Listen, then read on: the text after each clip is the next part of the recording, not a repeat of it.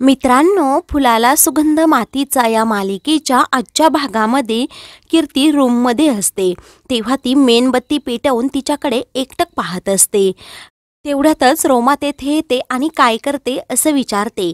तेव्हा कीर्ती सांगते, अगं माझ्या एका डोळ्याने खूप अंधुक दिसायला लागला आहे, त्यामुळेच मी डोळ्यांचा व्यायाम करत आहे। त्यावर रोमा उपाय सुचवते, तू त्यापेक्षा एखाद्या चांगल्या आई स्पेशालिस्टची का मदत घेत नाही? कीर्ती सांगते, मी अगोदर डोळ्यांचा व्यायाम करते आणि मग नंतर आपण डॉक्टरांकडे जाऊयात। रोमा हो बोलते आणि तिला विचारते, माझी एक कझिन होती ना, तिच्या डोळ्याजवळ अगोदर फटाका फुटला होता आणि आता जो तुला डोळ्यांचा प्रॉब्लेम होतोय ना, सेम तसाच तिला पण व्हायचा। तिने तिचा प्रॉब्लेम डॉक्टरांना सांगितला आणि डॉक्टरांना हेही सांगितलं, माझ्या डोळ्यांजवळ काही वर्षापूर्वी एक फटाका फुटला होता, त्याचे परिणाम आता दिसू लागले आहेत। तुझ्या बाबतीत पण तशी काही घटना घडली असेल तर मला सांग, रोमा कीर्तीला विचारत असते। कीर्तीला आठवतं की काही दिवसांपूर्वी माझ्यासमोर असाच बॉम्ब फुटला होता। रोमा तिला सारखीच विचारत असते, परंतु कीर्ती उत्तर देण्याचं टाळाटाळ करते। रोमा बोलते, चल आपण एखाद्या हॉस्पिटलमध्ये जाऊयात। कीर्ती सांगते, नको, आता मला जान्हवीच्या लग्नासाठी शिर्डीला जायचं आहे ना, मी तिकडेच जाईल। तेव्हा रोमा पुन्हा विचारते, तुला पाटील सरांनी सुट्टी दिली का? कीर्ती सांगते की नाही, अजून मला परमिशन मिळवायची आहे। दुसरीकडे जिजी अक्का भाजी निवडत असतात, तेवढ्यातच भिंगरी तेथे पळत येते आणि जिजी अक्कांना सांगते, जिजी अक्का पाण्याचा टँकर आला आहे आणि आपल्या घरात पाणी पण नाही, त्यामुळे आपण लवकर जाऊ आणि पाणी भरू। तेव्हा जिजी अक्का हो बोलतात। शुभम सांगतो की घरातील सर्वांना पाणी लागेल, मी पण येतो। तेव्हा जिजी अक्का येण्यासाठी नकार देत असतात, परंतु शुभम ऐकत नाही, तोही जिजी अक्कांबरोबर जायला निघतो। इकडे पाण्याच्या टँकरजवळ सर्व बायकांची भांडणं चालू असतात। उमा काकू आणि कमला मावशी एकमेकींबरोबर खूप भांडत असतात। तेवढ्यात सर्व जामखेडकर पाणी भरण्यासाठी तिथे येतात। तेव्हा जिजी अक्का शुभमला सांगतात की तू पुढे जाऊन बघ, कारण अजून नळ पण उघडला नाही आहे। तेव्हा सोनाली कीर्तीचा विषय काढते आणि जाऊबाई मस्त तिकडे आराम करत बसले असतील, आपण इथे पाण्याच्या टँकरजवळ नंबर लावत बसायचं का, असं एमलीला सांगत असते। तेव्हा एमली सांगते, कीर्ती ही तिकडे खूप हार्डवर्क करत आहे। पाण्यावरून बायकांचा खूपच गोंधळ चाललेला असतो। तेवढ्यात कविता तेथे येते आणि सर्वांना सांगते, अगोदर हा गोंधळ थांबवा, नाही तर कुणालाच पाणी मिळणार नाही आणि एका रांगेत उभं राहायचं, मग सर्वांना व्यवस्थितरित्या पाणी मिळेल। तेव्हा घरातील सर्वजण पाहत असतात की ही बाई नक्की कोण आहे। कमला मावशी बोलतात की आपल्या वस्तीत ही बाई तर नवीनच आलेली दिसत आहे। जिजी अक्का शुभमला सांगत असतात, आम्ही चौघीजणी पाणी भरू, तू अगोदर दुकानात जा, परंतु शुभम जाण्यासाठी नकार देत असतो। तेव्हा कविता सर्वांना सांगत असते की यापुढे तुम्हाला पाण्याची कमतरता कधीच भासणार नाही। तिने तोंडासमोर स्पीकर धरलेला असतो, त्यामुळे कोणालाच कविता आहे हे दिसत नाही। सर्वजण वाकून वाकून तिच्याकडे पाहत असतात। त्यानंतर ती तिच्या तोंडावरील स्पीकर काढते आणि समोर येते। ते पाहून जिजी अक्कांना अजूनच राग येतो। कविताला पाहून भाऊंना आश्चर्याचा धक्का बसतो। भाऊ शुभमला सांगतात, ही तर ती कविता आहे। तेव्हा एमली बोलते, भाऊ मी कधीच ओळखलं, जी मांडवातून पळून गेली होती। तेव्हा कविता नळ चालू करणार तितक्यात जिजी अक्का तिला थांबवतात आणि तिच्या जवळ येतात।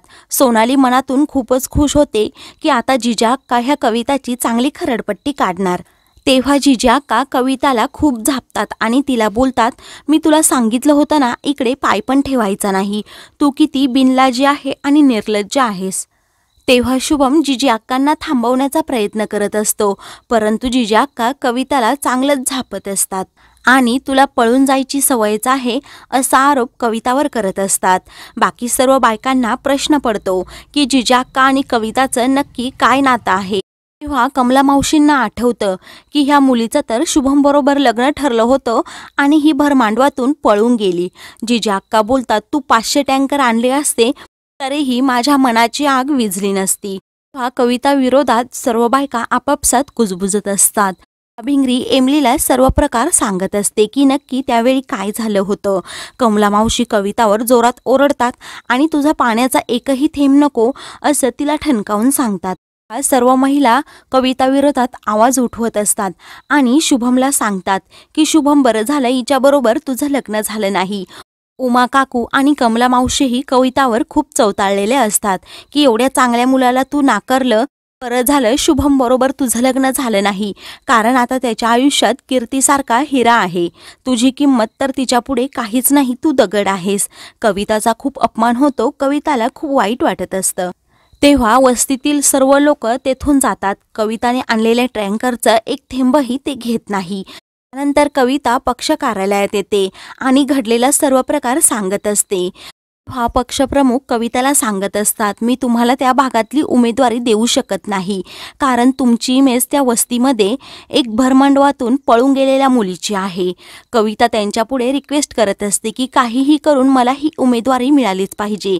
मी लोकांचा काहीही करून विश्वास संपादन करेल. वेळी पक्षप्रमुख कविताला समजावत असतात, चंद्रकला जामखेडकर बाईंना त्या वस्तीमध्ये खूप मान आहे. त्यांच्यासाठी सर्व वस्ती काहीही करायला नेहमी तयार असते. आजच्याच घटनेवरून तुम्ही उदाहरण घ्या. त्यावेळी कविता सांगत असते, मी चंद्रकलाबाईंची माफी नक्की मागेल. 2 वर्ष माझं मन मलाच खात होतं, परंतु मी त्यांचा विश्वास नक्की जिंकेल. तेव्हा पक्षप्रमुख कविताला समजावत असतात की जर त्यांनी तुला माफ केलं नाही तर आपले विरोधक तयारच आहेत, आणि जर तुम्ही चंद्रकलाबाईंचं मन वळवू शकल्या नाही तर तेथे एकही ओट आपल्याला मिळणार नाही. एकही ओट मिळालं नाही तर आपल्या हातून सत्ता जाईल. तुम्हाला कायमचं राजकारणातून गायब व्हावं लागेल. तेव्हा कविता मनातल्या मनात विचार करते, काहीही करून मला जिजाक्कांचा विश्वास मिळवायलाच पाहिजे आणि त्यांची माफी मागायलाच पाहिजे. तर दुसरीकडे घरात सर्वजण बसलेले असतात. सर्वजण आपापली कामे करत असतात. जिजी अक्का सोनालीला सांगतात की जान्हवीच्या नवीन सर्व साड्यांना फॉल लावून टाक. तेव्हा सोनाली मोठ्यानेच आणि आश्चर्याने जिजी अक्कांना मी लावू का असं विचारते. सर्वजण सोनालीकडे पाहतच राहतात.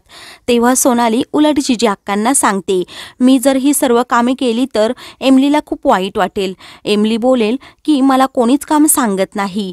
तेव्हा एमली तिला प्रत्युत्तर करते की मी माझी कामे वाटून घेतली आहेत, तुम्ही माझी काळजी करू नका.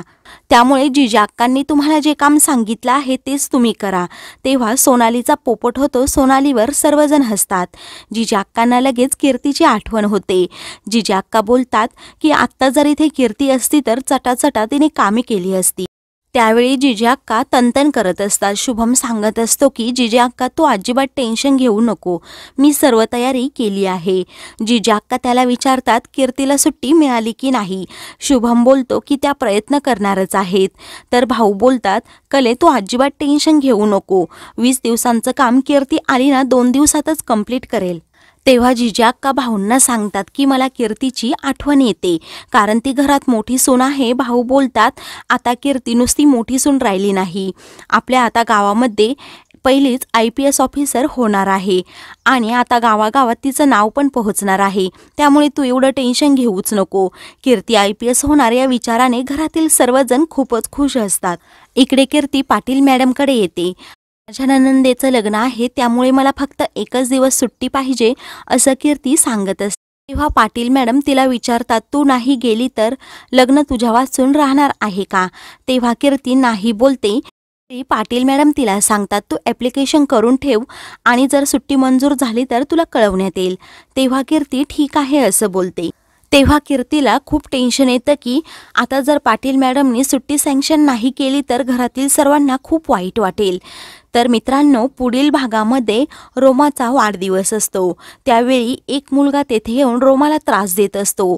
कीर्ती आणि राहुल मिळून त्याची चांगलीच धुलाई करतात. तर पत्रकार लगेच त्याविरुद्ध आक्षेप उठवतात आणि टीव्हीवर ही बातमी देतात. पाटील मॅडम आणि कीर्तीच्या घरातील सर्वजण ही बातमी पाहतात. त्या सर्वांना खूप मोठा धक्का बसतो. मित्रांनो, अशाच मालिकेंचे पुढील भाग पाहण्यासाठी चॅनलला सबस्क्राईब करा.